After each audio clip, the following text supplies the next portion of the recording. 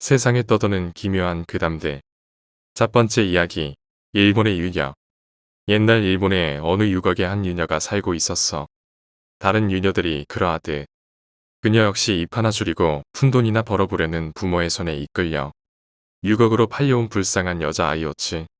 하지만 그녀는 감당할 수 없는 불행에 절망하고 모진 세상에 내던져진 것에 한탄하며 그 또한 모진 세상에 맞춰 독해지고 찌들어가는 다른 유녀들과는 달랐어. 언제나 순수한 웃음을 잃지 않으며 사람을 차별하지 않고 모두에게 친절했지. 이런 그녀의 태도에 그녀의 주변 사람들, 특히 무시당하고 하대당하기 일수인 소위 밑바닥 인생이라고 할 수 있을 만한 사람들이 그녀를 아주 좋아했고 어버리도 그 중 하나였지.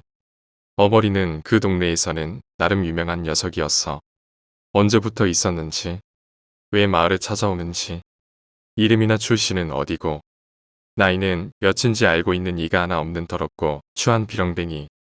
지나가는 사람들에게 이유 없이 욕을 먹거나 놀림을 받고 때로 짓궂고 혈기왕성한 젊은이들의 오락거리가 되어 죽어라 얻어맞아도 신음소리 하나 내지 않는 이상한 놈이었지. 아무리 욕하고 때려도 큰 반응이 없어 재밌지는 않지만 비루하고 지루한 삶을 살아가며 쌓인 짜증과 분노를 풀기에는 나름 적합한 인재였어. 그래서 놈 마을에 떴다 하면 몇 시즌도 지나지 않아 곤죽이 되어 터덜터덜 나갔다가 또 질리지도 않고 다시 마을로 돌아왔지. 당연히 녀석에게 친절을 베풀거나 도움을 주려는 사람도 없었어. 마을 사람들에게 녀석은 쓰기 좋은 동네 북일 뿐이었으니까.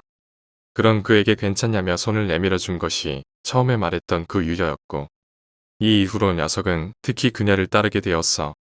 그녀도 자신을 따르는 어버이가 마음에 들었는지 남들에게 잘하지 않는 시시껄렁한 이야기들도 편하게 하고 숨겨뒀던 고민거리들도 마음 놓고 털어놓곤 했지. 하지만 꽃에는 파리가 꼬이고 달그위 속의 학은 눈먼 닭들의 미움을 사는 법. 인기 있고 마음씨 좋은 그녀를 질투하는 유녀들도 많이 있었고 특히 이런저런 트집을 잡아 그녀를 괴롭히는 선배 유녀 때문에 생활이 고달팠어. 그녀도 사람인지라 쌓여온 불만과 어려운 관계에서 오는 피로를 어버이에게 하소연하듯 쏟아붓곤 했었어. 그런 하소연이 여러 날 이어지고 그녀가 눈에 띄게 쇠약해진 무렵 언제나 조용히 그녀의 이야기를 듣고 고개만 끄덕이던 어버이가 그녀에게 작은 지핀형을 건넸어. 이게 뭐야? 유녀는 사람의 형상을 한 채로 세로로 길게 갈라진 배속이 훤히 드러나 있는 지핀형을 이리저리 뜯어보며 물었어. 이건 주소를 위한 도구입니다. 이 지핀형의 배속에 선별하는 사람의 물건을 넣으세요. 그리고 깊은 밤 인적이 드문 산 위에 있는 절 옆에 있는 커다란 나무에 효과를 발휘하고 싶은 사람을 생각하며 못을 박으라는 것이었지. 그러면 어떻게 되는데?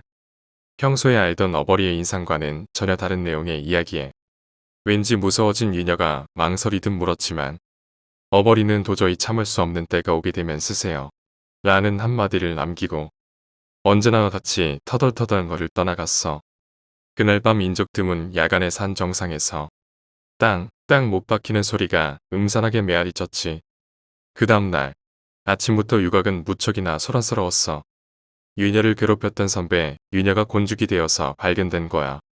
자랑하던 예쁜 얼굴은 으깨진 호박처럼 쪼개져 하얀 껍질 속 뭉근한 속살이 고스란히 드러나 있었고 온몸의 뼈가 여기저기 바스러져 후물거리는 오징어같이 되어 있었어. 도저히 눈 뜨고는 볼 수 없는 끔찍한 광경이었지. 여러 관리들이 찾아와서 그녀의 시체를 살펴보고 수사를 진행해 보았지만 큰 수확은 없었어. 한밤중에 몰래 유곽으로 들어와 아무에게도 들키지 않고 사람을 이렇게까지 으깨놓은 범인에 대해 구경꾼들이나 유녀들은 이런 짓을 할 수 있는 건 요괴밖에 없다며 수군거리고 두려워했지. 물론 어버이와 친하게 지내는 그 친절한 유녀도 이 일로 크게 두려워했지만 다른 유녀들과는 결이 다른 두려움이었어. 이거 내가 한 거야? 그날 유녀는 마을을 찾아온 어버이를 붙잡고 물었어. 그녀의 손은 사시나무 떨듯 덜덜 떨리고 있었지. 어버이는 싱긋 웃으며 그녀의 떨리는 손을 맞잡고 말했어. 저를 믿어줘서 기뻐요. 이제 괴롭히는 사람이 없으니까 괜찮겠죠? 사실상 범행을 인정하는 꼴이었지만 어버이는 그저 그녀를 도울 수 있었던 것이 마냥 기쁜지 싱글벙글 웃으며 대수롭지 않게 말했어. 이런 짓을 유녀는 어린아이처럼 기뻐하는 어버이를 보며 순간 말문이 막혔지. 나를 생각해준 건 고맙지만 이런 짓을 하면 안 돼. 이런 짓은 안 돼. 발끝부터 머리끝까지 넘칠 듯 차오른 두려움을 애써 억누르며 유녀는 더듬더듬 이야기를 이어나갔어. 어버이는 잔인한 살인범이었지만 그 잔혹함은 잠자리에 날개를 뜯는 어린아이의 순수함과 같은 부류의 것이었고 그 일이 자신을 위해 이루어졌다는 것에서 어버이를 미워하거나 무서워할 이유는 없다고 생각했어. 다만 그 죄는 자신이 일평생 짊어지고 어버이가 다시 그런 잔혹한 짓을 행하지 않도록 제대로 봐주리라 결심했지. 하지만 일은 어버이나 그녀의 생각대로 흘러가지 않았어. 괴롭힘을 없애주려던 어버이나 괴롭힘이 없어지기를 바랐던 그녀의 생각과는 달리 괴롭힘은 더욱더 음침해지고 심해졌지. 주도자는 죽은 선배 유녀가 특히 아끼던 후배 유녀였어. 자신을 아껴주는 만큼 그 선배 유녀를 잘 따랐던 그녀는 선배가 죽고 난 후 펑펑 울면서 예별나게 선배를 싫어할 만한 그 유녀가 이번 범행과 관련이 있다고 생각했어. 누구 앞에서든 착한 척을 하면서 나는 너희와 다르다는 재수없는 느낌을 팍팍 뿜어대는 그녀니 평소에 그대를 따르던 어버이 같은 쓰레기들을 잘 구슬려서 선배를 살해했다고 생각한 것이지. 그 후배 유녀는 자신과 똑같이 예전부터 그녀를 탐탁지 않게 생각했던 다른 유녀들과 함께 더 악질적으로 그녀를 괴롭혔고 멈추지 않는 괴로운 나날 속에서 그녀의 마음속에 작은 어둠이 싹을 틔우고 말았어. 구정물 세례를 맞고 현관으로 쫓겨나 훌쩍이던 그날 그녀의 앞에 나타난 어버이를 본 그녀는 말했어. 혹시 그때 그 집힌 형 더 줄 수 있어? 어머니는 해맑게 웃음 지었지. 그날부터 곤죽이 되어 시어나가는 유녀들이 하나 둘씩 늘어가기 시작했어. 그리고 그 주기도 보름, 열흘, 사흘 조금씩 줄어들었지. 죽어가는 유녀가 넷이 넘어갈 때쯤부터는 유녀나 사람들은 주술과 어버이 그리고 그 유녀에 대한 연결점을 눈치채게 되었어. 어버이의 처음 계획대로 다른 유녀들은 그 유녀를 더 이상 괴롭히지 않게 되었지. 몇몇 사람들은 대놓고 그녀를 피했지만 그녀는 본래 다른 유녀들보다 훨씬 아름답고 능력 있는 유녀였기에 금방 승승장구해서 오이란이 될 수 있었어. 그녀가 그녀를 적대하는 사람들에게 한 것처럼 그녀를 질투하고 두려워해. 그녀와 같은 방법으로 주술을 시도해봤던 사람들도 몇몇 있었지만 당연히 효력은 나타나지 않았어. 왜냐면 그들이 의식을 진행할 때는 어버이가 보고 있지 않았으니까. 어찌되었든 누구에게 들킬 일도 없이 마음대로 사람을 죽일 수 있는 권능을 손에 넣은 그녀는 점점 거만해지고 냉혹해졌지. 이유 없이 계급이 낮은 유녀들을 괴롭히고 질 낮은 장난에도 손을 댔어. 타인의 조그마한 실수도 결코 원만하게 넘어가는 일이 없었지. 꽃과 사람을 사랑하던 친절한 그녀는 이미 존재하지 않게 된 거야. 이변이 일어난 것은 그녀가 자기에게 대든 것 없는 유녀를 주술로 죽이려고 한 다음 날이었어. 그녀가 힘을 손에 넣은 그 골목길에서 그녀는 어버이를 붙잡고 따져대고 있었지. 대체 왜 주술이 먹히지 않는 거야? 그녀는 따지듯 어버이를 몰아붙였어. 이젠 하고 싶지 않아요. 어버이는 벌받는 아이처럼 고개를 푹 수그린 채로 대답했지. 최근에 주술을 건 사람들은 유녀님을 괴롭히거나 나쁜 짓을 한 사람들이 아니잖아요. 그 중에는 10살도 안 되는 소녀들도 있었어요. 더 이상은 하고 싶지 않아요. 어버이의 말이 끝나기 무섭게 오이란의 매서운 손길이 그의 뺨을 강타했고 어버이는 어안이 벙벙해져 오이란을 쳐다보았어. 닥쳐. 넌 그냥 닥치고 사람이나 죽이면 돼. 그게 안 되는 너는 그냥 거렁뱅이에 아무 가치 없는 쓰레기라고. 안 할 거면 꺼져. 그녀는 씩씩대며 어버이에게 욕을 퍼부었어. 어버이는 고개를 푹 수그리고 조용히 있다가 지피형을 건네주며 말했어. 오늘이 마지막이에요. 처음부터 이럴 것이지. 오이라는 그의 손에 있던 지피형을 거칠게 낚아채며 말했어. 어차피 이제 너 같은 거 없어도 사람 목숨 같은 건 나한텐 파리 목숨이나 다름없어. 오늘 일 끝나면 다신 내 눈앞에 띄지 말라고. 이 거렁뱅이야. 어버이는 대답도 하지 않고 늘 그렇듯 터벅터벅 마을을 떠나갔어. 산 정상에서 흥겹게 못을 박는 소리가 땅 온 산에 메아리 쳤지. 다음 날 이제까지와는 비교도 할 수 없을 정도로 끔찍하게 훼손된 유녀의 시체가 발견되었어. 온몸의 뼈가 부스러진 건 물론이요. 온몸의 피부는 전부 벗겨져 근육이 훤히 드러나 있었지. 유일하게 으깨지지 않은 얼굴은 극심한 고통과 공포로 추하게 일그러져 있었어. 당연히 오이란에게 대들었던 그 유녀는 살아있었어. 시체는 오이란의 것이었지. 사람들은 어제 있었던 어버이와 그녀의 다툼, 그리고 그녀의 곁에 널려있는 피에 물든 지푸라기들을 보며 대강사정을 짐작할 수 있었지. 거만해진 오이란이 추한 부분을 드러내는 바람에 들여 죽임을 당했다. 그날을 기점으로 어버이는 마을을 떠나 모습을 보이지 않게 되었어. 훗날 이 이야기는 유녀들 사이로, 그리고 다시 유녀들을 찾아온 손님을 거쳐 전국으로 퍼져나갔어. 그러는 와중에 비슷한 주소를 사용한 어느 이야기와 결합되고 어버이와 유녀에 대한 이야기가 빠지면서 축시의 참배라는 이름의 저주술로서 그 이름이 널리 알려지게 되었지. 결국 어버이와 유녀의 이야기가 생략되면서 저주를 위해 주술을 보여줄 인물이자 들켜서는 안 되는 인물에 대한 정보가 빠진 채로 이어져 내려오게 된 거야. 시끄럽게 나무 못질을 하며 지핑형의 못을 박는 요란한 행위를 아무도 모르게 해야 한다는 모순에는 이런 이유가 있던 거지. 그러니 혹여라도 이 주술까지 써가면서 죽이고 싶은 상대가 있다면 조심해. 그가 보지 않는다면 아무 일도 일어나지 않으니 오히려 다행이지만 추악한 의도를 들킨다면 무덤에 들어가는 건 내가 될 테니까. 두 번째 이야기. 뒤집힌 귀신. 학교가 끝나고 야심한 밤 한 교실에는 3명의 여학생이 남아 열심히 회의를 진행하고 있었습니다. 해당 여학생들의 이름은 하나, 채화, 수진이었습니다. 하나와 채화, 수진은 전부 학생회로서 곧 다가올 축제의 상세 일정 및 진행을 계획하기 위해 밤늦게 학교에 남아 회의를 진행하고 있었습니다. 그날은 오후부터 비가 와 날씨가 흐렸고 그 때문에 평소보다 학교는 더 어두웠습니다. 3명이지만 학교를 가득 채울 만큼 왁자지껄 이야기하며 회의를 진행하던 중 하나가 화장실이 급해졌고 혼자 가기 무서웠던 하나는 나머지 둘에게 같이 화장실 가자고 부탁합니다. 마침 채화도 화장실에 가고 싶어 일어났지만 수지는 교실에 있을 테니 빨리 갔다 오라고 했습니다. 그렇게 복도로 나간 둘은 화장실에 가는 도중에도 이야기를 멈추지 않았습니다. 그러던 둘이 화장실에 도착하자 화장실에서 나오는 불빛 때문인지는 몰라도 자신들이 걸어왔던 불 꺼진 복도가 유난히 어두워 보이는 것을 느낍니다. 그때 채화는 묘한 시선감에 뒤돌아보게 되고 시야의 끝 복도에 한 사람이 서 있는 걸 흐릿하게 보게 됩니다. 그걸 본 채화는 하나에게 말을 걸었고 이상함을 느낀 둘은 그 형태를 유심히 쳐다보게 됩니다. 처음에는 경비 아저씨인 줄 알았지만 형체가 보이는 순간 경비 아저씨가 아니라는 것은 바로 알 수 있었습니다. 그 사람은 키가 매우 컸지만 몸은 말랐고 사지가 매우 길었기 때문입니다. 그리고 이상하게 다른 건 흐릿했지만 얼굴만은 선명했고 입이 뒤에 걸릴 정도로 크게 찢어진 상태로 아주 환하게 웃으며 그 둘을 쳐다보고 있었습니다. 그녀들은 분명 도망쳐야 함을 알았지만 공포감에 발이 떨어지지 않았습니다. 그때 복도 끝 사람이 움직이기 시작했습니다.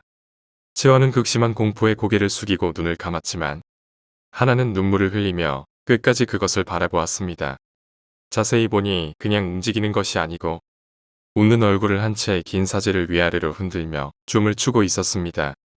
그렇게 잠시 춤을 추더니 또 멈추고 정자세로 하나를 쳐다보다가 갑자기 엄청난 속도로 뒤로 튀기 시작하며 시야 밖으로 사라졌습니다. 그것이 시야에서 사라지자마자 하나는 옆에 있던 채화의 손을 잡고 화장실로 들어옵니다. 둘은 화장실 안에 들어와서도 공포감에 반쯤 정신이 나간 상태로 머물게 됩니다. 그렇게 어느 정도 시간이 지난 후 정신을 차린 하나는 경비 아저씨께 이 일을 알려야 된다고 채화에게 말합니다. 그걸 들은 채화는 그 말에 동의하며 조심히 화장실 문을 열다가 잠깐 멈추더니 하나에게 혼자 교실에 있는 수진이에 대해 이야기합니다.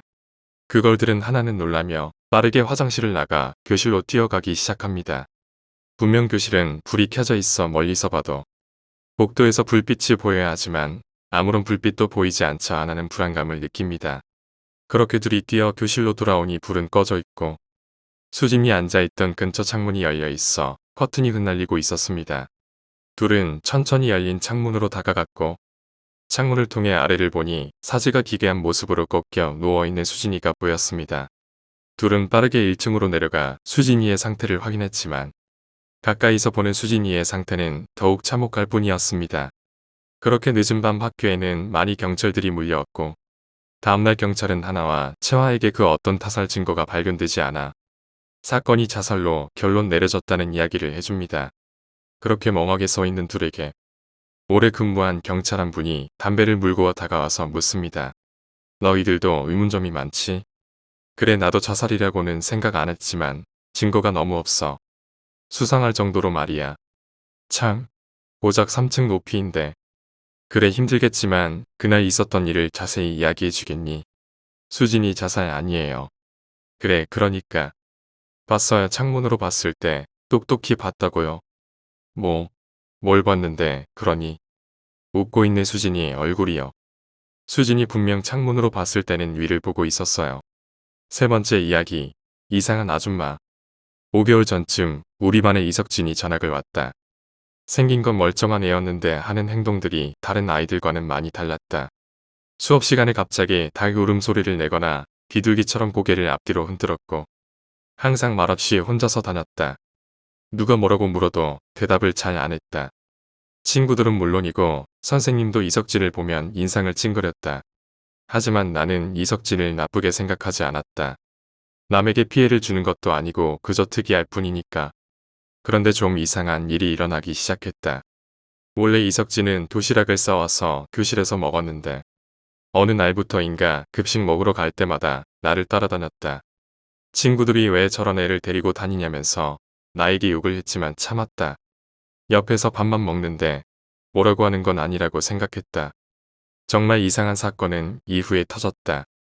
그날은 급식을 먹고 책상 위에 엎드려서 자고 있었는데 친구 한 명이 사색이 된 얼굴로 날 깨웠다. 야, 일어나. 왜? 무슨 일인데? 나는 눈꺼풀을 비비면서 주위를 둘러봤다. 지금 보니 깨운 친구뿐만 아니라 반 애들 모두가 시퍼레진 안색으로 나를 바라보고 있었다. 방금 전까지 이상한 아줌마가 너 앞에 계속 서 있었어. 이상한 아줌마라고? 어리둥절하고 있자 주변에서 목소리들이 터져나왔다. 정말 무서워. 그 여자 이석진 엄마 아니야? 자초지종을 친구들에게 물어보니까 상황은 대충 이랬다. 12시 20분쯤에 이석진 어머니가 교실에 들어와서 나를 찾았다고 한다. 내가 자고 있어서 친구들이 깨우려고 했는데 이석진 어머니가 절대로 깨우지 말라고 했다. 그렇게 아주머니는 내 앞에서 쭉 서 있었고 교실엔 40분 넘게 정적에 휩싸여 있었다고 한다. 친구들이 겁먹은 채로 횡설수설하는 걸 들으니 소름이 돋았지만 딱히 뭐가 문제인지 모르겠다. 그냥 이석진 어머니가 점심시간에 교실에 있었다는 거 아닌가. 그게 뭐가 문제야? 내가 말하자 친구들이 목덜미를 잡았다. 야, 그 아줌마가 너 바라보는 표정이 제 정상이 아니었다니까. 맞아. 움직임 하나도 없이 40분 동안 너를 노려보고 있었어. 근데 이석진 어머니가 너를 왜 찾아온 거야? 그건 나도 몰랐다. 이석진에게 무슨 일인지 물어봐도 대답을 들을 수가 없었다. 나는 별일이 아닌 것 같았지만 친구들이 입을 모아서 자꾸 조심하라고 하니까 무서운 감정이 든다. 그렇게 며칠이 흘렀다. 그날은 늦게까지 교실에 남았다가 집을 가려던 때였다. 학교 정문을 나온 순간 어떤 여성이 내 양팔을 잡았다. 안녕. 내가 정진영이구나. 나는 석진이 엄마야. 갑작스러운 상황에 당황스러웠다. 잡힌 팔을 풀려고 했지만 힘 차이 때문에 쉽지가 않았다. 왜 이러세요? 만나보고 싶었어. 내가 석진이랑 친하게 지낸다며? 문득 친구들이 했던 말이 떠올랐다. 걔랑 왜 어울리냐고. 걔네 엄마 진짜 이상하다니까. 두려운 감정이 온몸으로 흘려 퍼졌다. 그런데 갑자기 무슨 일로? 석진이가 친하게 지내는 친구는 처음이라서 보답을 해주고 싶어. 저한테요? 응. 맛있는 거 사줄 테니까 우리 집으로 가자. 어떻게 해야 하지? 왠지 이대로 따라가면 안 될 것 같다. 나는 빠르게 머리를 회전시켜서 변명을 생각했다. 제가 학원을 가야 해서요. 안 될 것 같아요.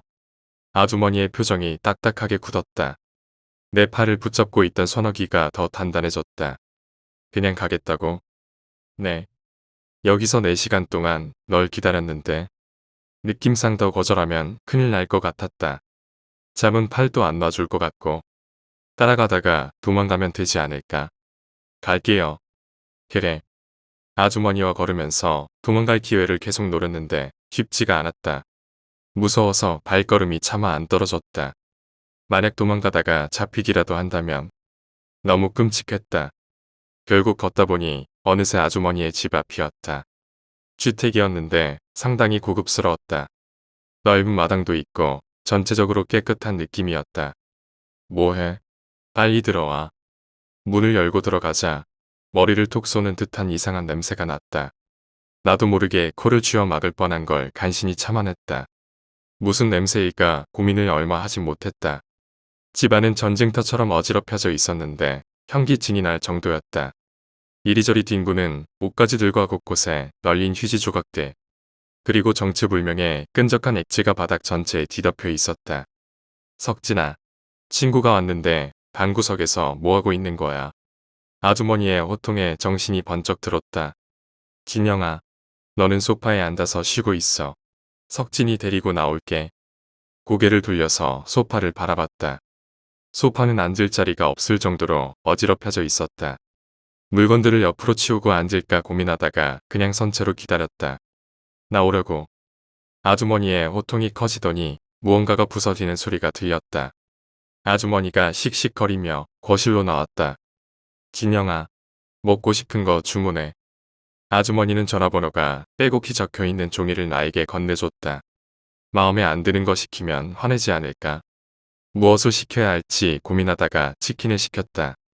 초인종이 울릴 때까지 아주머니는 호통을 치고 있었다. 문 밖으로 나가자 배달 기사가 음식을 건넨다. 그런데 결제를 할 돈이 없었다. 아주머니에게 가서 돈을 받아야 했지만 선뜻 발이 떨어지지 않았다. 한동안 내가 얼음 상태이자 배달 기사가 땅바닥에 침을 뱉었다. 계산 안 해요? 왜 해야죠? 잠시만요. 그게 그러니까. 말하면서 고민했다. 어쩌면 지금이 도망갈 기회가 아닐까? 집으로 다시 들어가면 나오기 힘들 것 같다. 생각은 길었지만 행동은 순식간이었다. 나는 무작정 앞으로 달리기 시작했다. 배달기사가 나에게 뭐라고 소리쳤지만 내가 할 수 있는 건 없었다. 한참을 달리고 버스까지 탔을 때야 왔던 길을 돌아봤다. 다행히도 아주머니가 쫓아오지는 않았다. 심호흡을 하며 의자에 앉자 무언가 허전함이 느껴졌다. 그 집에 가방을 두고 온 것이다. 머리가 아팠지만 가방을 찾으려고 돌아갈 수는 없었다. 다음 날 나는 이석진과 최대한 거리를 뒀다. 그냥 아무 일도 없이 이대로 지나갔으면 좋겠다고 생각했다. 역시 그날도 리코더 연주 합격을 못해서 늦게까지 남았다가 집에 가려던 때였다. 이석진의 어머니가 학교 정문 앞에 서 있었다.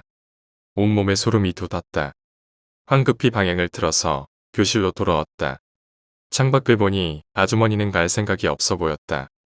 2시간이 지나도 여전히 그 자리에 있었다. 나는 어쩔 수 없이 학교 뒷산을 넘어서 집으로 갔다. 그런데 다음 날도 여전히 아주머니는 정문에 서 있었다. 손에 무언가를 쥔 채로 말이다. 너무 무서워서 이석진에게 제발 이러지 말라고 했지만 얘는 여전히 대답을 안 했다.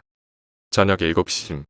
이번에도 뒷선을 가려고 학교 담장을 넘었는데 발목을 삐고 말았다. 너무 아파서 발목을 잡고 뒹굴뒹굴 구르면서 고통스러워했다. 힘들게 언덕을 오르고 있을 때 어디선가 쿵쿵하는 소리가 들렸다. 뭔가 싶어서 뒤를 돌아보니 어떤 사람이 몽둥이를 휘두르면서 산을 올라오고 있었다. 자세히 살펴보자 이석진의 어머니였다. 머리카락이 쭈뼛었다. 저 아주머니가 나를 쫓아온 거다. 뛰어서 도망가고 싶었지만 다리를 다쳐서 쉽지 않았다. 아주머니와의 거리가 자꾸만 좁혀졌다. 걷지를 못할 정도로 발목이 아파서 뒤를 돌아봤다. 아주머니가 뛰다시피 산을 올라오고 있었다. 나한테 왜 이러는 걸까? 아주머니가 들고 있는 내 키만한 몽둥이가 계속 눈에 들어왔다. 반대 손에는 쇼핑백을 들고 있었는데 그 안에 뭐가 있는지 상상하기가 싫었다. 나는 정신줄을 놓고 네 발로 산을 기어오르기 시작했다. 온몸이 흙투성이가 된 채로 정상에 거의 도착했을 무렵 뒤를 돌아봤다. 아주머니가 보이지 않았다. 혹시 따돌린 걸까? 주변을 두리번두리번하고 있을 때였다. 숲풀 사이에서 무언가가 축구공처럼 튀어나왔다. 진영아. 나는 놀라서 엉덩방아를 찧었다. 눈앞에는 이석진의 어머니가 서 있었다. 천천히 좀 가지 그랬니? 따라잡기 힘들었잖아. 죄송해요. 내 고개가 저절로 구부려졌다 펴졌다를 반복했다. 심장이 터질 것처럼 펌프질을 해댄다.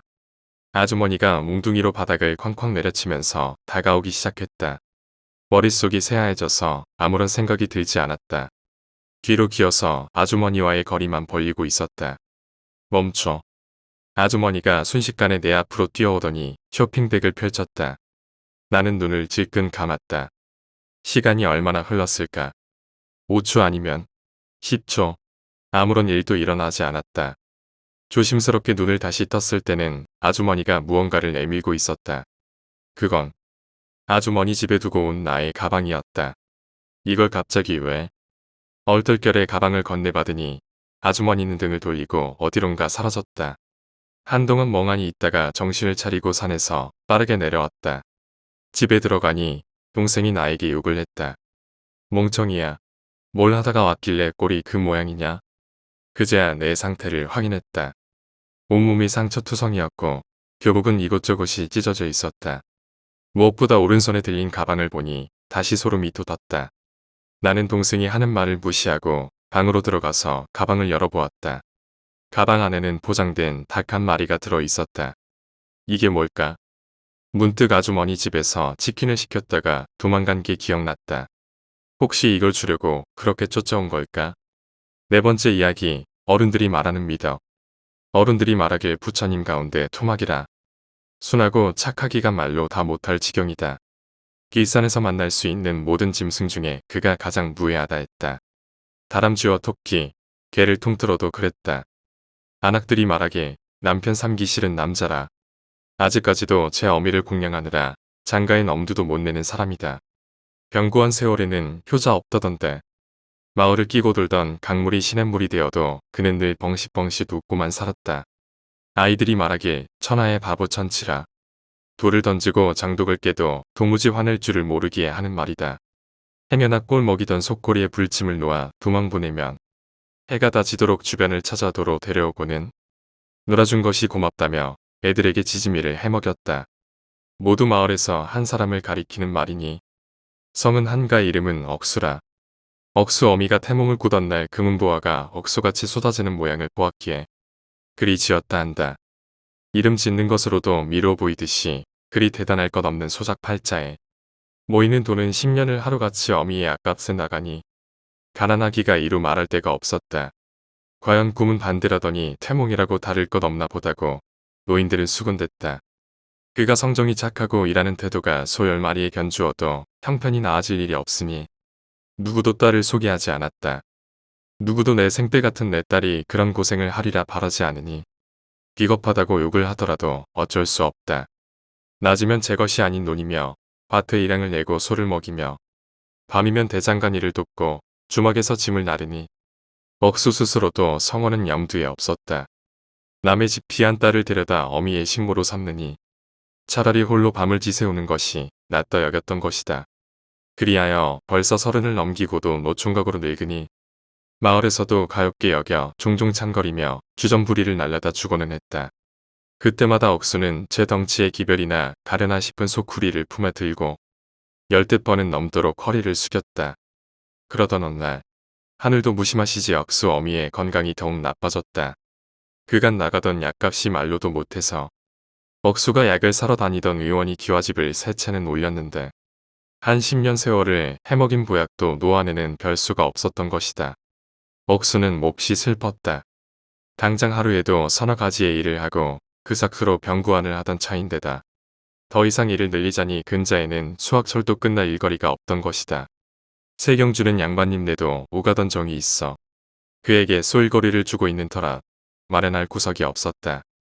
한데 어느 날 근심에 휩싸여서 일을 하고 있는 그에게 물동이 나르는 일을 맡겨주던 술도가 박씨가 말했다. 자네 돈 필요하면 저기 산 아래에서 월정꾼 일 한번 해보지 그래. 억수자네 인품이나 힘이나 마을에서 모르는 사람 없으니 내 이장님께 말해서 자리세는 면케 해줌세. 과연 월정꾼은 억수의 사정에 잘 맞는 것이었다. 월정꾼이란 얼어붙은 개울이나 높은 언덕을 등에 태워 건네주는 사람이다. 이제 추수철이 다 지났으니 곧 겨울이 올 것인데 억수가 사는 산동네 아래에는 큰 개울이며 언덕이 있는 것이다. 근방에는 동네도 도로도 많으니 일이 끝난 야밤에 기다리고 있다가 개울과 언덕에서 체력이 모자라 넘지 못하는 사람을 등에 태워 건네주면 돈이 좀 될 것 같았다. 더구나 멀리 갈 필요도 없으니 노모의 병구 안에도 좀 낫고 힘이야 고을에서 제일이라 쳐도 좋은 억수였으니 뜻밖의 대단히 좋은 일거리를 문 셈이었다. 억수는 이를 소개해준 박씨에게 크게 감사했다. 쇠뿔도 단김에 뽑으라고 억수는 당장 그날 밤부터 산 아래로 내려갔다. 겨울이 일찍 오는 탓인지 벌써 개울이 얼어붙었는데 그다지 깊지는 않아 다리를 놓지는 못한 곳이었다. 높으신 나리들이나 귀한 집 아가씨들은 남들 앞에서 맨발을 보이지 못하니 이런 곳을 건너려면 억수 같은 월천꾼이 필수리라 싶었다. 억수가 혹시 마수거리 손님이라도 없을까 싶어 주변을 둘러보니 과연 산 아래와 개울이 맞닿은 곳에 고운 잠옷을 입은 아가씨 한 명이 앉아 있었다. 무슨 곤란이 있는지 제법 거리가 있는데도 흑흑 우는 소리가 들려왔다. 저 아가씨, 제가 저 마을에 사는 한 억수로 아는 사람인데 겨울 건너시기 곤란한 상황이시면 제가 어보다 드리겠습니다. 잔돈푼이나 한 입 주시면 되겠는데요.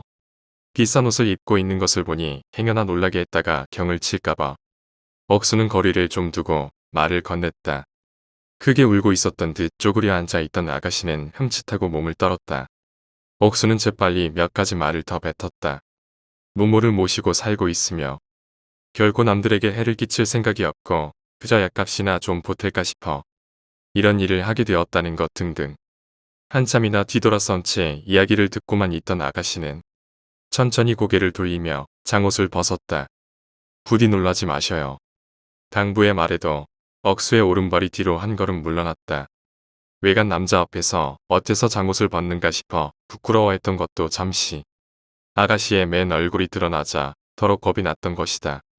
어린아이 엄지만 한 큰 뿔이 이마에 세 개나 났고 불에 그슬려 놓은 것처럼 흉악하게 일그러진 얼굴이 달빛 아래서도 관담을 떨어뜨렸다. 은은한 달빛 대신 햇빛이 비쳤으면 담 약한 노인들 여러 누필이라 싶을 만큼 소름 끼치는 얼굴이었다. 얼마나 울었는지 눈물에 번들거리는 뺨은 각져서 고름이 터지고 찡그린 얼굴은 새빨갛다는 것이 이야기로나 전해지는 도깨비 같았다. 아가씨가 진작에 당부를 전해놓지 않았다면 아무리 심성 좋은 억수라도 도망치도 말았으리라. 자신의 외모에 놀란 것을 안다는 듯 화급히 고개를 숙인 아가씨가 말했다. 흉한 꼴을 보여 미안합니다. 아닙니다. 제가 덩치는 이래도 담은 약해서 괜히 귀신이나 아닐까 찔에 겁을 먹은 탓에 놀라게 해드려 죄송합니다. 억수는 다급하게 사과했다. 양갓집 교수의 얼굴을 보고 못 본 채는 못할 망정 꺼려하는 티를 냈으니 여인을 상대로 참 못할 짓을 했다는 자각이 있었다.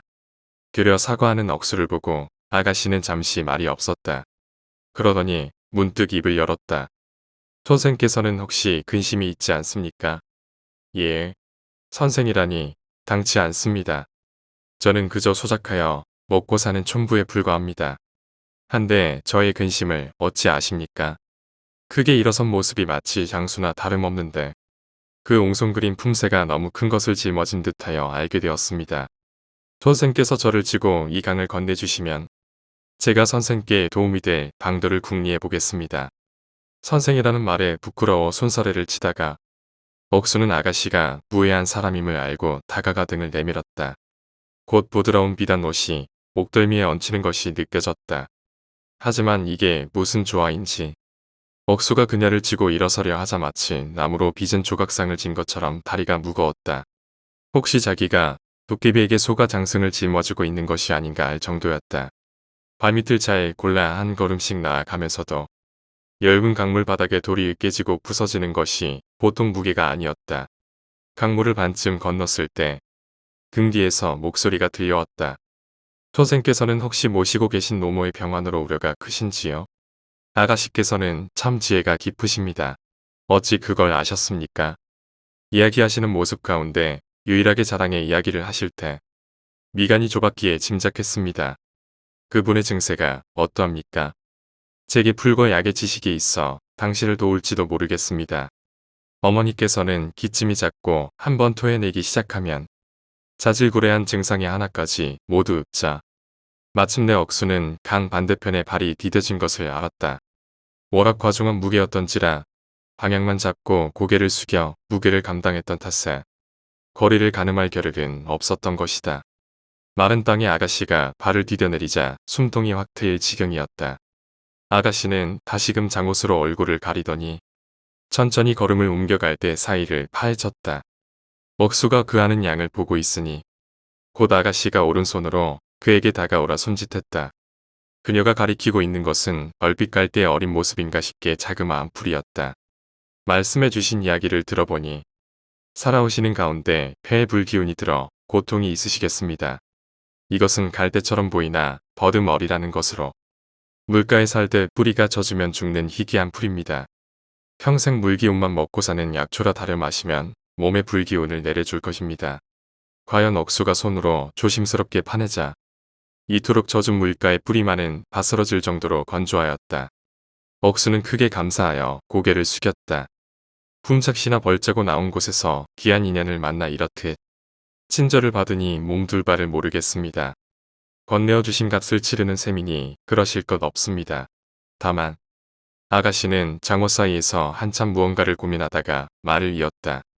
제게 사정이 있어 앞으로 한번 아흐레 뒤에 아까와 같이 이 강을 건너야 합니다. 혹시 선생께서는 저를 도와주실 수 있으신지요? 억수는 얼른 고개를 끄덕였다.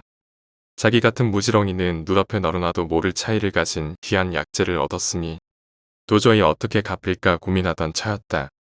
아가씨를 없는 일이 고되긴 했지만 그만한 값이라면 얼마든지 해줄 수 있었다. 아가씨는 크게 기뻐하며 고개를 숙이곤 사라졌다. 다음 날 억수가 품에 소중히 안고 온 약초를 밤을 새워 달여 마시게 하자 과연 어미의 병원에 차도가 있었다. 거기에 그간 앓던 자잘한 잔병치레도 나오니 억수 어미는 억수가 모신 이래로 가장 건강한 상태가 되었다. 앓던 사람이 낫는다고 곧장 일을 할 리야 없지만 이부자리 아래로 늪처럼 빠지던 돈이 남으니 억수는 그것만으로도 부자가 된 듯 기뻤다. 지팡이를 갈아쥐인다. 부뚜막에 새 불을 들인다 하며 얼마간 낭비가 있었으나 그의 가슴에는 기쁨만이 남았다. 시간이 지나 억수는 아가씨와 약조한 나흘해가 지나자 또다시 산 아래로 발걸음을 옮겼다. 이번에는 지난번과 달리 울고 있지 않은 아가씨가 눈에 띄었다. 한데 기이하게도 지난번과 달리 아가씨의 얼굴이 조금 더 흉악하게 박히어 있었다. 툭 튀어나온 이빨이 윈 입술을 가르고 그 사이로 침은 질질 긁었는지 긁혔는지 빗물이 배긴 옷깃과 소매며 푸석푸석한 머리칼까지 정말 도깨비나 악귀라고 해도 믿을 지경이었다. 그나마 지난 만남에 어지간히 익숙해지길 다행이지 아니었다면 옥수조차 현기했을 법한 모양새였다. 아가씨, 기별하신 대로 찾아왔습니다. 지난번에 약초를 구해주신 덕분에 저희 어머니의 목숨을 구했으니 이 은혜를 어찌 갚을까 모르겠습니다. 그 말을 하는 억수를 그저 바라만 보고 있던 아가씨가 입을 열었다. 공께서는 내게 정말로 은혜를 갚고 싶습니까? 물론이지요, 아씨. 제가 할 수 있는 거라면 뭐든지요. 그럼 나와 혼인을 해주실 수 있겠습니까? 그 말에 놀란 억수가 고개를 들자 아가씨가 사정을 설명했다. 지난번 공께 설명한 약초의 비방은 우리 가문에서도 함부로 밖에 내지 않는 비전입니다. 이 고을과 나라에 누구를 데려와도 쉽게 치료할 수 있는 것이 아니지요. 하지만 저는 안여져된 몸으로 가문의 비수를 받게 내었으니 이제 돌아가거든 그 이후로 가문과 연이 끊길 몸입니다. 다만 한 가지 방법이 바로 혼인입니다. 나와 혼약을 맺은 난군에 어미를 구하기 위해 그러한 일을 했다고 하면 그 죄는 사하여질 것입니다. 과연 억수 어미를 본래 돌보던 이혼조차 사심없고 능력 있는 자였으나 함부로 그 병을 치유하지 못했는데 저런 이유가 있다면 납득할 수 있는 노릇이었다. 억수가 입을 열었다. 하지만 아씨께서는 그런 귀한 가문의 분인데 저와 함부로 혼약을 맺으시는 일이 누가 되지 않을는지요. 아가씨는 한동안 말없이 놀란 눈으로 그를 쳐다보다가 말했다. 곤란한 이유가 그것입니까? 나같이 괴물의 형상을 하고 있는 이와 혼약하는 일이 꺼려진다면 당치도 않습니다. 아씨, 당신의 외양이 세간의 미에 합당하지 않더라도 당신께서는 일면식도 없는 나와 내 어미를 위하여 가문의 비방을 내어주셨습니다. 혼약이란 젊은 날의 얼굴이 아니라 평생을 함께할 심성에 기대어 하는 것이 옳으니 내기 아가씨는 바람하지 않던 상대입니다. 이야기를 들은 아가씨는 두 번도 말하지 않고 고개를 끄덕였다. 좋습니다. 혼약이란 이토록 함부로 이루어져서는 아니 될 일이나 당장 혼례를 올리기엔 내 가진 것이 어쭙자는 지혜뿐이라 당분간 공의 집에서 먹고 지내며 가정의 일을 돌보다 때가 되면 성혼식을 올리고 부부의 예를 갖추겠습니다. 고개를 끄덕인 억수는 아가씨를 업고 이번엔 강을 건너는 대신산을 올랐다. 아가씨의 무게는 지난번보다 더욱 중해져 숫자 바이나 다름이 없었으나 그 긴 산길을 오르는 동안 억수는 아가씨를 내려놓거나 쉬는 대신 묵묵히 걸음을 옮겼다. 어머니께 자초지종을 설명하자 억수 어미도 군말 없이 아가씨를 받아들여 식구로 삼았다.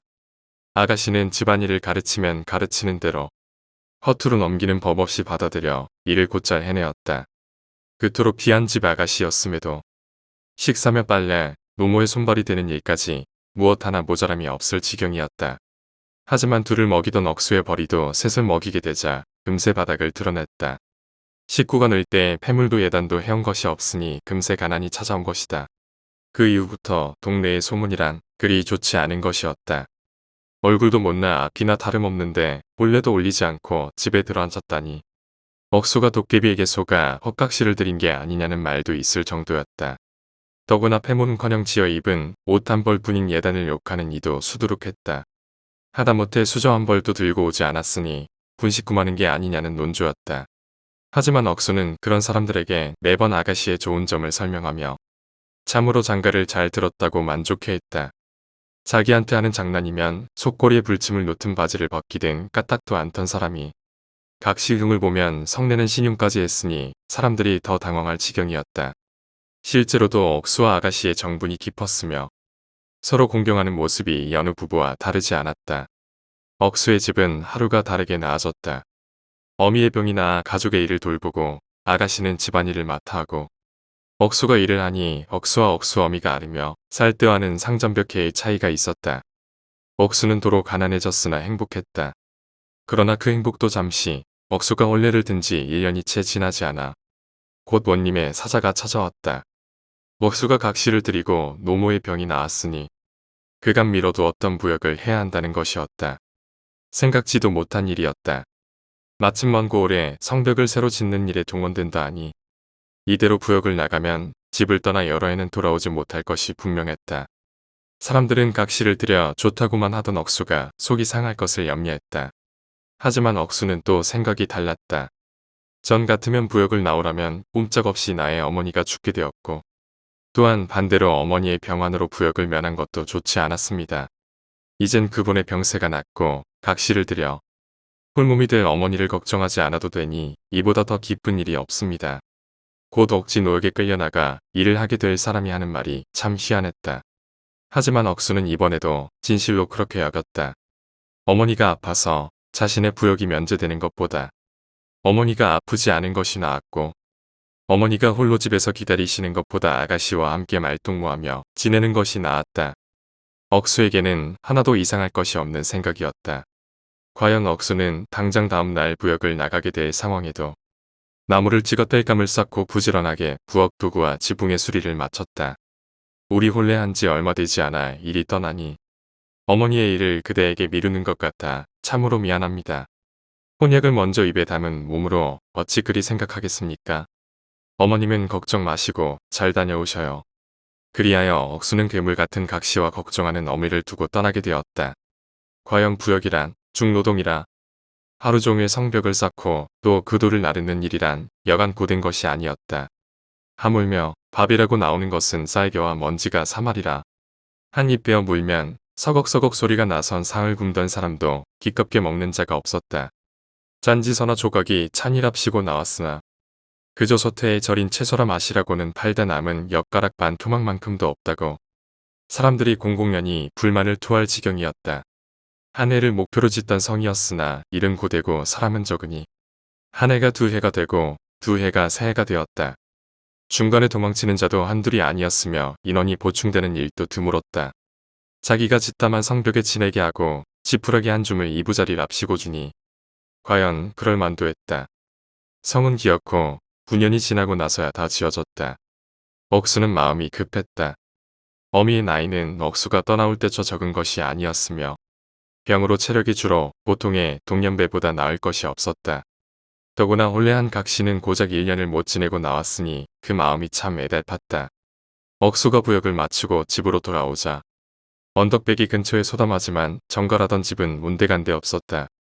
그럭저럭 폈던 생활은 흔적도 남지 않아 붕벽한 기색을 드러낸 벽 곳곳에 구멍을 벌렸고 소뚜껑이 깨진 것은 물론이거니와 지붕은 빗물이 새는 듯했다. 이게 대체 무슨 일인가 싶어 집에 들르는 대신 억수는 마을을 먼저 찾았다. 오랜만이라며 환영해주는 와중에도 마을 사람들은 어쩐지 캥기는 구석이 있는 얼굴로 그의 눈을 피했다.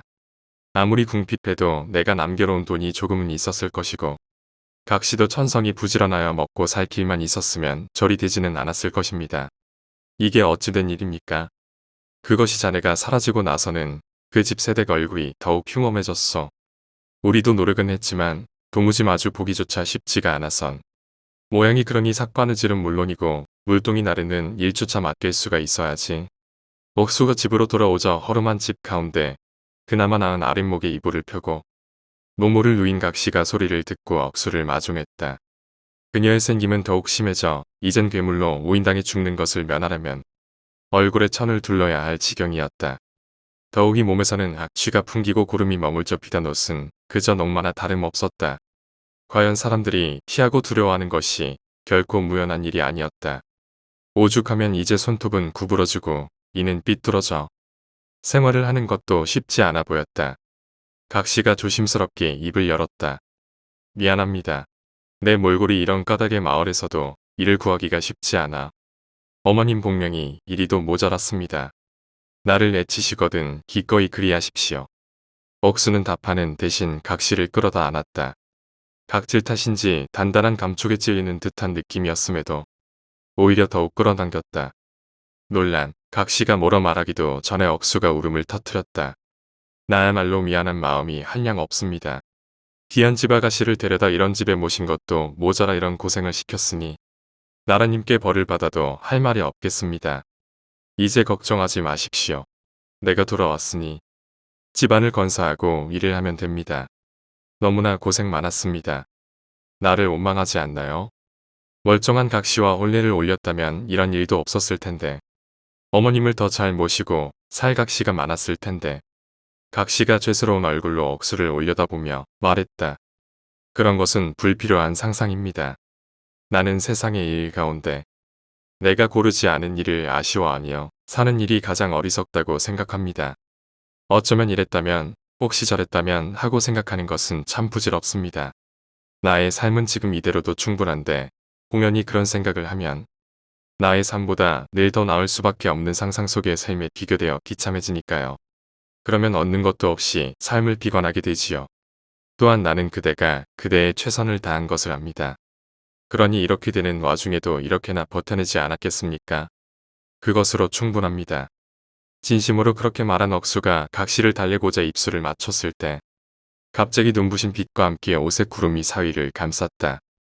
그와 동시에 부역의 9배 동안 억수의 몸을 붙들고 있던 피로와 고통이 씻은 듯이 사라졌다. 억수가 고개를 내리자 품에 안겨있던 괴물 같은 각시는 어느샌가 사라지고 난초와 같이 어여쁜 안악이 품에 안겨 있었다. 논란, 억수가 뒤로 물러나자 안악은 예를 다하여 억수에게 절했다. 억수가 물었다. 그대는 누구입니까? 꽃 같은 얼굴을 든 안악이 천녀처럼 아름답게 웃으며 답했다. 나는 서천서역에서 꽃과 풀을 다스리는 추목신의 막내둥이 딸입니다. 태어나 자라기를 금산의 옥초 절하듯 하고 타고나기를 어여쁜지라 서역에서도 비견할 자가 없었지요. 하지만 그것이 나의 오만을 키웠습니다. 나는 나의 미모와 태생을 남들보다 100배는 더 귀하게 여겨 남들을 깔아보고 나와 타인을 비교해 비웃고는 했습니다. 더구나 혼담이 들어오기를 서천 서역의 장수라 나라 제1의 공자라 아는 사람이 들어와도 만족할 줄을 모르고 거절했지요. 당시에 내게는 아무리 대단한 자들이라도 나에게 비하자면 모자람이 있다 여겼기 때문입니다. 그러나 그런 나를 보고 아비께서 노하여 나를 서천서역에서 내쫓으며 말하길. 내가 그리도 잘났으니 너와 맞는 배필을 직접 찾아라. 다만 너는 너의 미모와 가문의 이름을 쓰지 말거라. 타고난 것을 제외하면 너에게 대체 무엇이 남느냐. 내가 바른 자리에 시집에 들기 전까지 너의 외모는 나날이 더 흉악해질 것이며 너는 무엇 하나 가진 것 없이 떠돌리라라고 하셨습니다. 그러자 나의 얼굴이 시들어 흉물처럼 쪼그라들고 피부는 각져 피를 흘리며 도깨비처럼 뿔이 솟았습니다. 나는 나의 배필을 찾기 위해 부단히도 노력했습니다. 하지만 그 노력은 무색했습니다. 내 것인 줄 알고 낭비하던 가문의 보물이 없으니 나는 가난했고 알량한 지혜는 그마저도 추한 얼굴에 가리어 빛을 잃었습니다. 더구나 오만하여 콧대를 세우던 성정은 더 말할 것도 없었지요. 하여 나와 만나는 사람마다 비명을 지르고 도망가거나 대화를 나눠보고는 흥미를 잃기 일쑤였습니다. 하지만 그대는 달랐습니다. 나의 얼굴이 아니라 그 밑에 가려진 지혜에 감사해 주었고 폐물 한 점 해오지 못한 가난을 비방하는 대신 자신이 메꾸었으며 그 모든 것을 아울러 내 과거를 단 한 번도 추궁하지 아니하였습니다. 사람이 사람과 모여 살 때 잘난 것은 무수히 많을지 몰라도 못난 것은 대개 세 가지의 모습을 지닙니다. 첫째로 가난이요, 둘째로 추함이요, 셋째로 고약입니다. 가난은 가진 것이 못난 것으로 세상의 자유 가운데 돈으로 사고 팔 수 없는 것을 제외하고는 무엇도 누릴 수 없게 합니다. 이는 사람의 마음을 황폐하게 하고 억압하여 그 성질을 난폭하게 하니 타고나게 선한 사람도 그 성정을 어그러뜨려대게 악하게 하고 맙니다. 추함은 그 형태가 못난 것으로 사람과 사람의 모든 관계에 나쁜 영향을 끼치는 것입니다. 사랑할 수 없게 하고 사랑받을 수 없게 하며 대저 그 얼굴의 추함으로 그에 보이지 않는 어느 미덕이나 함부로 폄훼하도록 만듭니다. 고약은 그 성미가 못난 것으로 천성 가운데 가장 드러내기 어려운 것입니다. 나쁜 상황에 몰려서야 예의와 공경하는 마음을 잊고 남을 헐뜯는 본성이 드러내지기에 함부로 가늠하기가 어려운 것입니다. 이 셋을 모두 지닌 나를 감내해 주었으니 이제야 당신이 참으로 나를 위해 안배된 배필임을 알겠습니다. 각시가 맑은 얼굴로 웃으며 억수를 끌어안았다. 그 후에 이 소식이 바람을 타고 각시의 아비에게 전해지니 귀한 가국과 당당한 풍채를 한 가신들이 온갖 귀한 보물들을 들고 억수네를 찾아왔다. 가신들은 그것으로 모자란지 검고 흰 벽돌을 날라 99칸 구중궁궐 같은 대궐을 새로이 짓고는 보물과 쌀가마 뒤로 곳간을 가득 채워주었다. 이후로도 억수와 각시는 아래로 아들 셋과 딸 하나를 낳고 어미와 함께 행복하게 살았다 전해진다. 5번째 이야기. 시옥. 엄마가 죽었다. 내 방에 먹을 걸 넣어주지 않은 게 딱 이틀 전부터였으니 아마 이틀 전에 죽었을 것이다. 아무리 핸드폰 메시지를 보내도 답도 없고 조용하길래 반년 만에 용기 내어 방 밖으로 나와봤더니 눈에 보인 건 주방에 쓰러져 있는 엄마의 모습이었다. 심장마비인지 아니면 다른 이유인지는 잘 모르겠지만 어쨌거나 죽었다는 사실만은 변함없었다. 어떻게 해야 할지 몰랐기에 일단은 다시 방으로 돌아왔다. 어둡고 안락한 방으로 돌아오니 마음이 안정되는 기분이 들어 한동안 가만히 누워있다가 더 이상 배고픔을 참지 못하고 부엌에 나와 냉장고를 뒤적였다. 익히지도 않은 소시지를 3개쯤 해치우고 나서야 슬슬 포만감이 찾아와 머리가 돌아가기 시작했다. 이제 어떻게 해야 할까? 일 때문에 해외에 나가 있는 아빠한테 연락하는 건 안 그래도 자식 농사 망했네. 방 밖엔 나오지도 않는 쓰레기 새끼를 낳았네 하며 난리를 치는 인간이었다. 엄마가 죽을 동안 넌 뭘 했냐며 노발대발할 게 뻔했으니 연락하고 싶지는 않았다. 비슷한 이유로 경찰이나 구조대에 연락하는 것도 별로 내키지 않는다. 모르는 사람한테 전화하는 것도 싫고 누가 이 집으로 오는 것도 싫다. 그렇다고 딱히 떠오르는 방법도 없었기에 우선 엄마를 끌어다 엄마 방 침대에 눕혔다. 그리 무겁지도 않았지만 오랜만에 몸을 움직였더니 금방 기력이 빠져 더 이상 생각하고 싶지 않았다. 오늘은 일단 방으로 돌아가 한숨 자고 내일 생각해 보기로 했다. 다음날 일어나 부엌을 뒤져본 뒤에야 슬슬 불안해지기 시작했다. 이제 먹을 것도 없는데 어떻게 해야 할까? 식탁에 있던 엄마 핸드폰을 주워들었다. 내가 보낸 수십 통의 메시지들 사이로 아빠가 보낸 메시지가 보였다. 생활비 입금했어. 이달엔 조금 더 넣었으니까 아꼈어. 돈. 그걸 보자마자 곧장 엄마의 지갑을 찾아 카드를 꺼내었다. 돈이 들어있는 카드. 비밀번호는 언제나처럼 내 생일일게 뻔했다. 내가 마음대로 쓸 수 있는 카드가 생기자 모든 게 해결된 기분이었다. 우선은 배부터 채우기로 하고 내 휴대폰에 배달 앱을 깔았다. 어렵지 않게 카드를 등록한 뒤 신중하게 메뉴를 고르기 시작했다. 순살 치킨과 피자, 토핑도 알차게 추가하고 굴라는 제일 큰 걸로 주문했다. 현관 앞에 놔두고 가라는 요청사항도 잊지 않았다. 음식을 집어오기 위해 문을 여는 데는 조금의 용기가 필요했지만 다행히 어렵지 않게 해낼 수 있었다. 식탁 가득 배달 음식을 펼쳐놓고 잠시 그 황홀한 모습을 감상했다. 방 안에 틀어박혀 있을 때 엄마가 삼시세끼 문 앞에 차려놓던 밥을 먹을 때는 꿈도 못 꾸던 푸짐한 식탁. 그간 굶주린 걸 보답이라도 받듯이 행복하게 배를 채워 갈 수 있었다. 좋은 느낌이었다. 사람이 무섭고 세상이 무서워 방 안에 숨은 이후 이렇게 좋은 기분은 처음이었다.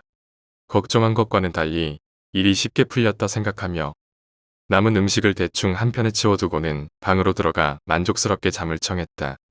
내일은 뭘 먹으면 좋을지 행복한 고민을 하면서 3일이 지났다.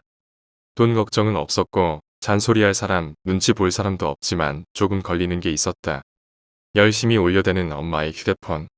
발신자는 아빠였다. 어제부터 1시간에 한 번꼴로 전화가 오는 통에 신경이 쓰여서 견딜 수가 없었다. 한동안 울리던 전화가 끊어지자 이번엔 메시지가 들어왔다. 어제부터 왜 이렇게 전화를 안 받아? 사람이 전화를 하면 제깍제깍 받아야지. 할 얘기 있으니까 이거 보는 대로 전화해. 휴대폰을 무음으로 바꿔놓고 식탁에 내려놓았다. 시끄럽게 울려대질 않으니 이젠 좀 덜 신경 쓰이겠지. 짜증나는 걸 치워버렸으니 위안 삼아 오늘은 하고 싶었던 게임을 사기로 결정했다. 거기에 비싼 음식도 호화스럽게 시켜 먹을 생각이었다. 며칠이 더 지났다. 엄마 방에서 안 좋은 냄새가 나기 시작했기 때문에 큰 마음 먹고 뭔가 조치를 취하기로 했다. 이불은 전부 꺼내서 엄마를 완전히 덮었다. 그것도 모자라 창고에 있던 커다란 비닐천까지 끌고 와서 꼼꼼히 덮자 그나마 괜찮아진 것 같았다. 고급진 향초 같은 걸 식탁에 켜놓으면 좋을 테니 하는 김에 온라인으로 이것저것 구매하기로 했다. 향초, 탈취제, 편히 입을 운동복도 몇 개 주문하고 간식이랑 헤드폰도 사면 좋을 것 같았다. 장바구니를 채워갈 때마다 말 못할 쾌감에 몸이 떨렸다. 하지만 양껏 채워넣고 결제 버튼을 누르자마자 잔액 부족으로 결제가 취소되었다. 짜증을 내며 그나마 필요 없어 보이는 걸 몇 개 빼자. 어찌어찌 결제는 할 수 있었다. 그나마 다행이었지만 이대로는 곤란했다. 한동안 잊고 있던 엄마 핸드폰을 집어들자 수십 통의 부재중 전화와 함께 장문의 메시지가 수두룩하게 와 있었다. 지금 남편 날개를 뭘로 아는 거야? 난 그냥 돈 벌어다 주는 기계야. 전화 한 번 하는 게 그렇게 어려워? 당신이 날 이따위로 무시하니까 자식 새끼까지 그 모양이지. 비슷한 내용의 메시지 몇 개를 대충 훑어보고는 답장을 했다. 돈 좀 더 보내줘. 이후 칼같이 전화가 왔기에 화들짝 놀라며 휴대폰을 내려놓았다. 그냥 돈이나 붙여주면 좋을 텐데 전화라니. 짜증이 나서 거실에 걸려있는 가족 사진을 떼어 던져버렸다. 먹다 버린 배달음식과 쓰레기들 사이에 처박혀서 어색하게 웃고 있는 꼴을 보니 그나마 마음이 풀렸다. 이틀이 지났지만 여전히 돈은 들어오지 않았다. 틈날 때마다 만원 단위로 주문을 해봐도 여전히 잔액 부족이다. 며칠 정도는 과자랑 간식으로 배를 채울 수 있으니 괜찮지만 문제는 어제부터 족발이 미친 듯이 당긴다는 것이었다. 그래서 조금 더 힘을 내보기로 하고는 엄마 휴대폰을 들었다. 부재중은 고작 3개뿐이었지만 메시지는 수십 개가 와 있었다. 지금 사람 말려주기려고 그래? 내가 많은 거 바랬어? 타지에서 고생하는 남편 전화 받는 게 그렇게 싫을 일이야? 전화도 안 받고 답장도 안 하다가 기껏 한다는 소리가 그따위 돈 타령이야. 역대병을 읽고 다시금 답장을 보냈다. 돈이 없어서 굶고 있어. 돈 좀 보내줘. 잠시 후 몇 번의 실패 끝에 결제에 성공했다. 돈이 들어왔다. 난 포효하듯 기쁨의 비명을 지르고 다시금 쇼핑을 시작했다. 얼마간 돈이 없어 고생했으니 나에게 주는 상으로 아주 거창하고 만족스럽게 돈을 쓸 생각이었다.